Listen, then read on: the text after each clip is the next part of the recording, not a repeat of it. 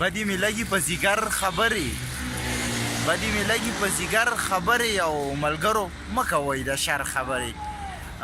سلامونه مې واخلئ مینهوالو په جهانګیر آباد کې موجود یو دلته د شپې 12 بجې دي بهر راوتي وو. اسیر صاحب ویل چې سبا هم خورو نو ما راځه یو وړه شان ویډیو به م ریکارډ کړو. اسیر صاحب د موجوده چې کوم حالات دي د پاکستان او انډیا د جنگ صورتحال دی د دې باره کې م کوڅې لیکلي راسره شریک کوي.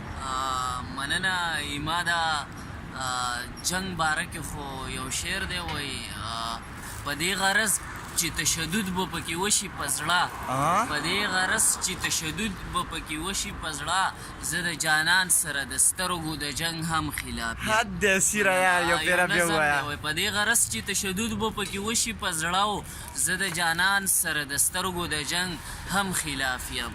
او یو نظم دی د سقراط د خولې ازاره عنوان یې دی سرخط وایي د سقراط د خولې ازاره د سقراط د خولې ازاره څه کافر اثر دې وکړو له ادبه منکر خلکو سمرقند و تر بخاره ژوند فرست کتابچې یوړې ایماده له ادبه منکر خلکو سمرقند و تر بخاره ژوند فرست کتابچې یوړې او د سقراط د خولې ازاره څه کافر اثر دې وکړو د سقراط د خولې ازاره او د ساینس په جامه کې د مقتل په غیږ زرغون شوې.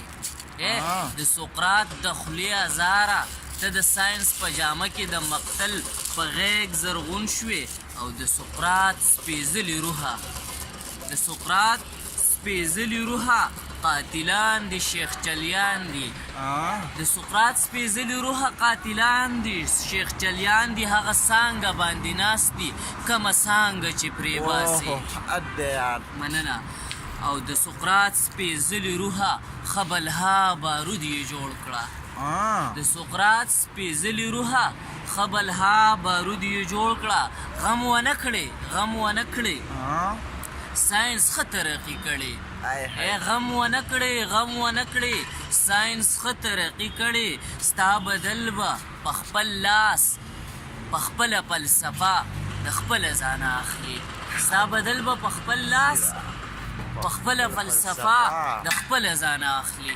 ډېره مننه ایما ده. ډېر ښه اسیر صاحب ډېر ښه مینهوالو ډېره مننه د وخت راکولو.